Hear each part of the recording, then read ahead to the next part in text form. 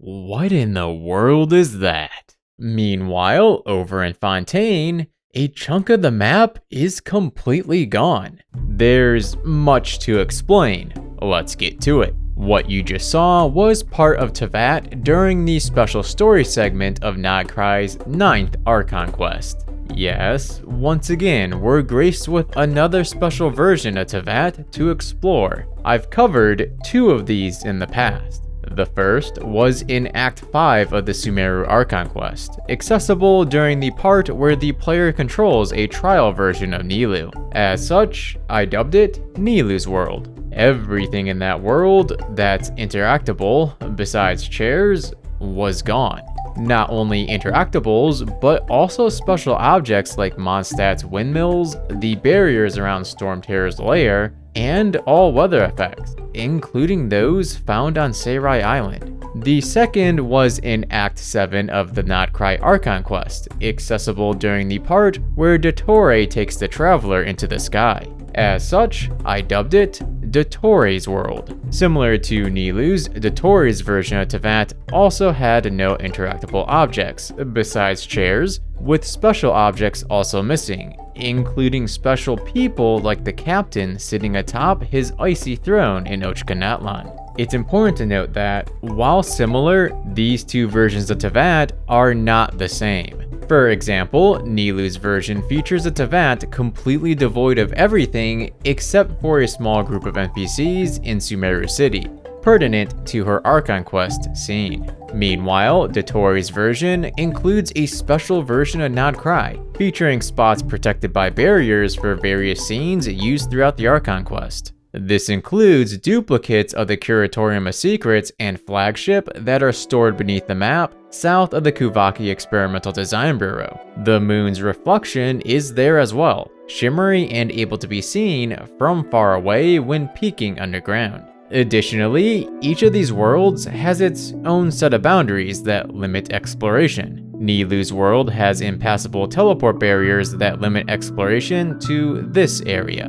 Not so incidentally, that lines up nigh perfectly with the borders of the map during version 3.2, which is when Act 5 of Sumeru's Archon Quest, the act that contains Nilou's world, released. On the other hand, Dottore's world has an eastern limit that lines up with the east border of Nod-Krai. I'm uncertain if a western or southern barrier exists, but concerning north, I was able to fully explore the Nod-Krai expansion. This new version of Teyvat within Act 9 of Nod-Krai has only one limitation: a barrier stretched across the southern border of the map before Inazuma is taken into account. So while the islands of Seirai and Tsurumi are off limits, the rest of the map is fair game, making it the version with the largest explorable area.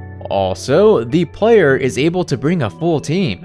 Exploration is a lot easier when not restricted to a single character, who'd have thought. Besides that, this one is different in other ways. Now that we've an understanding of what's being explored, let's start the journey in Fontaine, the first place I went to. I had to see the sights of Northern Fontaine in this state, after all the years since I tried in the Fontaine episode of Nilou's World. The sights did not disappoint. All of the floating water cubes in the Fontaine Research Institute are gone.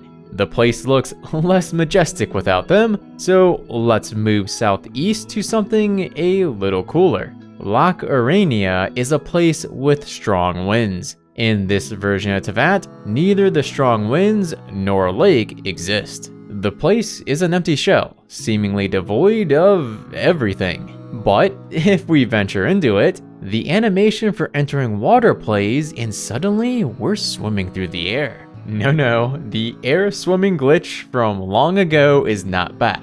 This is just simply how certain water planes work within these worlds. They're completely invisible and don't have many of the features that you'd expect from diving in Fontaine.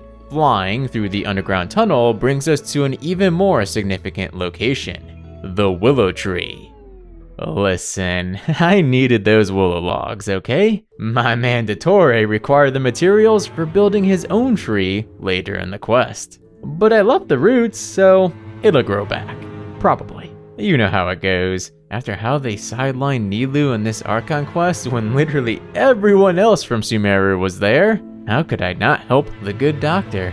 Now that I'd canvassed the surface, it was time to check out the places hidden below the map. I know of an easy way out of bounds within the tunnels leading to the Melusine village, so I went there. See how easy it is? You literally can't miss it. Okay, yeah, this isn't normal. Where did the map go? I'm equal parts mesmerized and confused. I had not seen anything like this in Nilou's or Dottore's worlds. And maybe I could excuse a small discrepancy, like a hole in the map where an interactable object once sat. But this? Half the tunnels around the Melusine village are just gone. Which brings us back to the sites we saw in the opening of the video. I found 4 of them. 1. The Melusine village tunnels in Fontaine. To be a little bit more precise, it is the area, a very warm place, that is gone, and some of the surrounding tunnels. All 4 of the locations I found are kind of shocking, but this truly is the one that baffled me most. Partly because it's the first I stumbled upon, and partly because it completely blindsided me. 2. An island northwest of Ochkanatlan. The entire island no longer exists, leaving a twisted, gaping hole in the ground that could easily take one into the Nursery of Nightmares. Its surrounding water plane is gone too, a water plane that stretches all the way to Nod-Krai. Its absence turns Hisi Island into something of a desert, blending all the terrain together and making the island unrecognizable. Can we even still call it an island? Perhaps you notice the most distinguishing feature of the area is gone. That giant floating pillar. The light effect from it is still present, and if we go up there,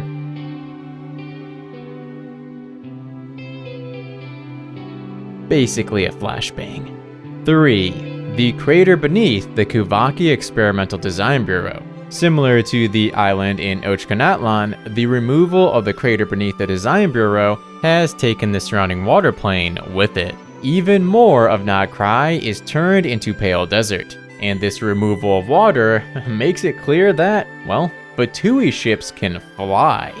Dropping into the crater leads to a large stretch of land that has been below the Bureau since Nod-Krai released. I had thought they'd eventually turn this place into an explorable Fatui facility, given the hatch in the crater center. That now seems unlikely, at least in version 6, meaning the whole landmass serves no purpose. 4. Tekalopan Bay, west of the Masters of the Nightwind in Natlan. Like the previous 2, this one also involves a missing water plane. However, it's of a much smaller scale, so we're able to see the entire cutout when looking from afar. It was with the discovery of this 4th area that I solved the mystery behind them. These 4 areas have one thing in common. They are parts of the map that change significantly during quests. Tekalopan Bay normally doesn't exist until completing a quest. The crater beneath the Kuvaki Experimental Design Bureau is all water until the end of Nod-Krai Act 1. You get the idea. These areas are themselves, in a sense, special objects, just like the windmills in Mondstadt, and thus are absent during this specific story version of Teyvat. Only this version in Act 9 of Nod-Krai. Hello, Hoyoverse design inconsistency. How do I know this? Nilou's world doesn't have the missing tunnels near the Melusine village. While it's impossible to visit the other locations within Nilou's world, I believe we can make an educated presumption that they are not missing. Dottore's world is the same way. I mean, if it weren't, players would very clearly see a large square of water missing in the part where they're floating in the sky. Anyways, those are the weird missing locations during Act 9 of the Nod-Krai Archon Quest. This is Moosashi, signing off. Till next time.